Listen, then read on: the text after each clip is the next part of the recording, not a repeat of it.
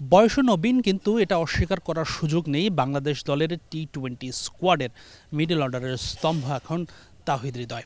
তাওহিদ হৃদয় তার প্রতিভার প্রমাণ কিন্তু দিয়ে যাচ্ছেন। অভিষেকের পর দুর্দান্ত শুরু করেছিলেন তাওহিদ হৃদয়, মাঝে কিছুটা বিবর্ণ হলেও তাওহিদ হৃদয় তার প্রত্যাশিত ধারাবাহিকতা কিন্তু ঠিকই দেখিয়েছেন। তাই তো এই ব্যাটারের কাঁধে অনেক দায়িত্ব।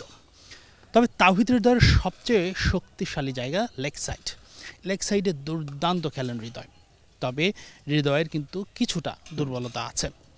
লেগ সাইডের মতো অফ সাইডে অতটা শক্তিশালী নয় এই ব্যাটার।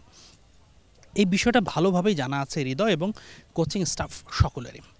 অনুশীলন দেখে এটা স্পষ্ট, হৃদয় অফ সাইডে আরও শক্তিমত্তা বাড়াতে কাজ করছেন প্রতিনিয়তই।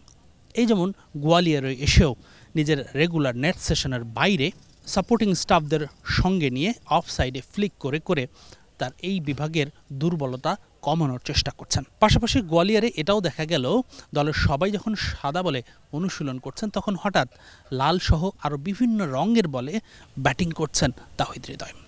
নিশ্চয়ই আপনার মনে প্রশ্ন আসছে, কেন সাদা বলের খেলায় লাল বল দিয়ে অনুশীলন করছেন হৃদয়? মূলত এটা টেস্ট কিংবা ওয়ানডে বল নয়, এই বলটাকে বলা হয় ওয়েট বল। এই বলটা স্বাভাবিক বলের চেয়ে ওজনে কয়েক গুণ বেশি। তাই তো এই বলে বাউন্ডারি হিটিং অনেক চ্যালেঞ্জিং।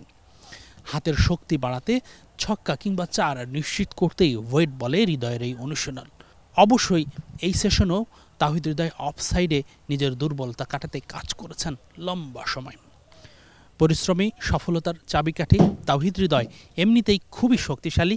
লেগ সাইডে ওভারঅল ব্যাটার হিসেবে বেশ সমাদৃত। তাই তো হৃদয় সবার হৃদয় জয় করবে, বাংলাদেশের লাল সবুজের প্রতিনিধি হয়ে বিশ্ব দরবারে ব্যাট হাতে শাসন করবে, এই প্রত্যাশা সবার। হাসানুর রহমান, যমুনা স্পোর্টস, গোয়ালিয়র, ভারত।